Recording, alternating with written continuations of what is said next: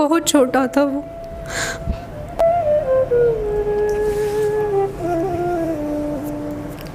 वो फोत हुआ, उसका दुख था, बेटों की तरह था, बहुत ज़्यादा करता था मेरे साथ।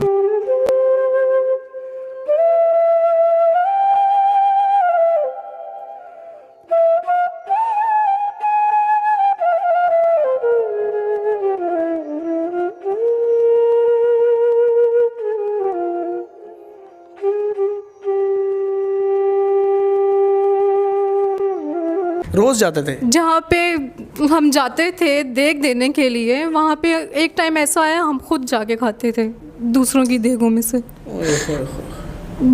अस्सलाम वालेकुम नाज़रीन, मैं हूँ सैयद बासित अली।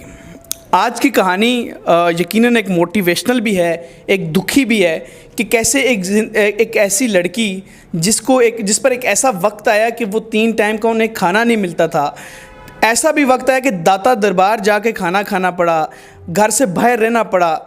क्या सारा मामला हुआ और कैसे इसकी ज़िंदगी बदली, वो इससे जानते हैं। अस्सलाम वालेकुम। वालेकुम सलाम। आपका नाम क्या है? लाइबा। लाइबा, मुझे ये बताएं वो क्या हुआ था, कैसा वक्त था कि आप घर से बाहर निकल गए आप लोग, और उसके बाद जो आपको दाता दरबार जाके खाना खाना पड़ा, और वो क्या मुश्किल वक्त था? मुश्किल वक्त ऐसा था कि अल्लाह का शुक्र है काफ़ी कुछ था हमारे पास, घर अपना था, गाड़ी थी, सब कुछ था, और बाबा जॉब करते थे, प्रॉपर्टी डीलर थे। उसके बाद उनके कारोबार में काफ़ी इफ़ेक्ट पड़ा। मेरा भाई फोत हो गया छोटा, उसको हार्ट अटैक हुआ था, तो वो बहुत लाडला था, बहुत ज़्यादा। और सबसे छोटा था, जब उसकी डेथ की तकलीफ़ थी वो अलग था। एक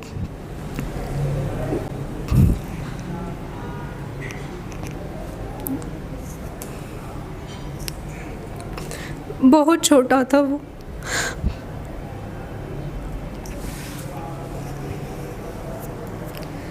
फोत हुआ, उसका दुख था, बेटों की तरह था, बहुत ज़्यादा करता था मेरे साथ।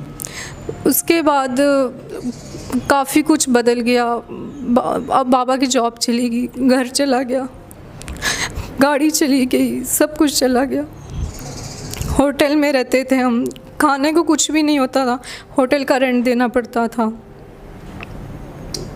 तो आपको जो ये मुश्किल वक्त आया तो आपका जो घर था वो सब कुछ चला गया, मतलब आप बाहर होटल में रही और वो रेंट दे के रहना पड़ा? रेंट दे के रहना पड़ा। रेंट के पैसे नहीं होते थे कि रेंट होटल वाले आते थे रेंट के लिए, तो वो देने के पैसे नहीं होते थे।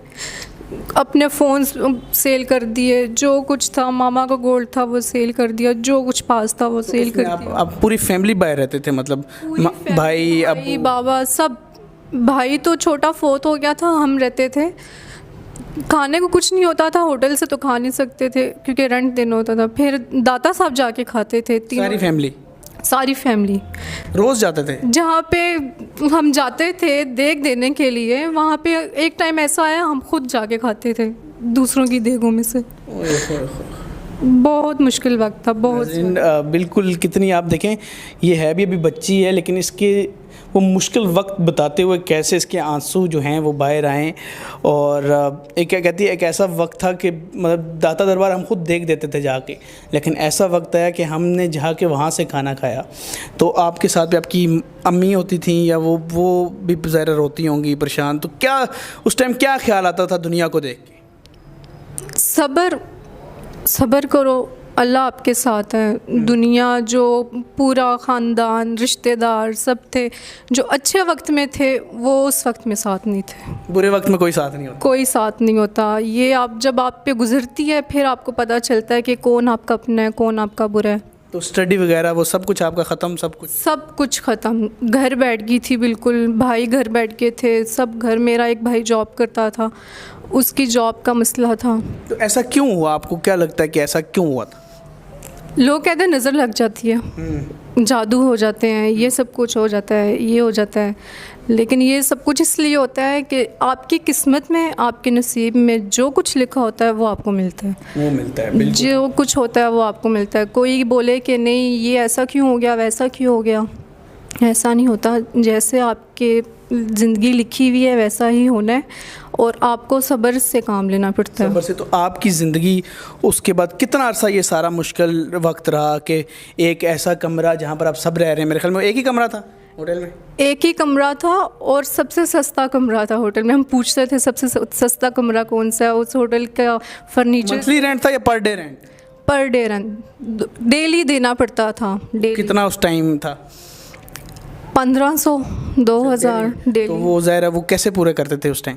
जो चीज़ पास होती थी उसको सेल कर देते थे, जो चीज़ होती थी तो बेचते थे। बेच देते थे तो ये उसको। कितना अरसा का टाइम पूरा लगा? 1 महीना 1.5 महीना कुछ इतना टाइम लगा था। तो फिर मुझे ये बताएं कि आपकी ज़िंदगी में अगर मतलब ऐसा वक्त आया कि 1.5 महीना आप जाके दाता दरबार खाना खाते थे, तो 3 टाइम का मतलब खाते थे वहाँ पे? 3 टाइम का। वहीं जाते थे और कभी ऐसा भी होता था कि हाँ होटल से खा लिया, हाँ ठीक है यहाँ से खा लिया, लेकिन ज़्यादा दाता दरबार से खाया। हो चलें, फिर आपकी ज़िंदगी में इतनी मुश्किलात, भाई की डेथ हो जाना, वालिद साहब की नौकरी चले जाना, उसके अलावा घर ख़त्म हो जाना, सब कुछ ख़त्म हो जाना, इतनी मुश्किल ज़िंदगी के बाद ऐसा क्या हुआ कि आप दोबारा से ज़िंदगी में वापस आना शुरू हुए और आपकी ज़िंदगी अब दोबारा सब कुछ बहाल होना शुरू हुआ? सबकी बातें सुनते थे कि इन पे तो ऐसा वक्त आ गया है, इन पे ऐसा वक्त आ गया है, आपको अच्छे लोग मिलते हैं, आपको बुरे लोग मिलते हैं।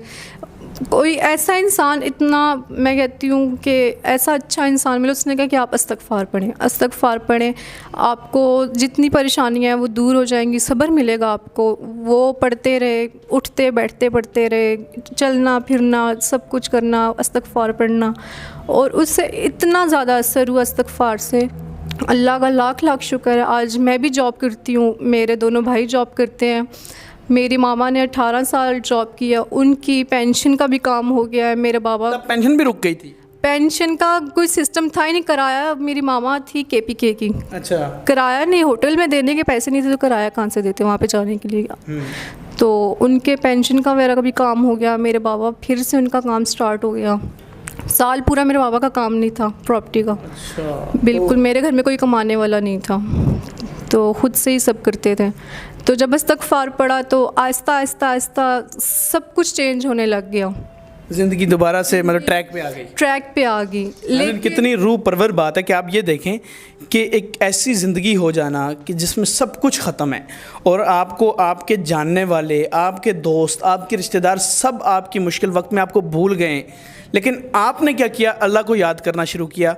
आपको सब भूल गए लेकिन आपको भी अल्लाह ने याद करना शुरू कर दिया। सिर्फ इस्तग़फ़ार, हम लोग इस्तग़फ़ार तो पढ़ते हैं, हाँ इस्तग़फ़ार, माफ़ हो गए, माफ़ी कर ली, ये मतलब सुन्नी सुनाई तरीक़ों से चलते हैं, लेकिन आप इस्तग़फ़ार अगर नीयत से और दिल से इसको पढ़ते रहेंगे, जैसे लाइबा और इसकी फ़ैमिली की ज़िंदगी कैसे दोबारा बदली और आज अपना घर सब कुछ दोबारा मिल गया, तो आपको भी यकीन करें आपकी ज़िंदगी में भी ज़रूर मुश्किलात होंगी।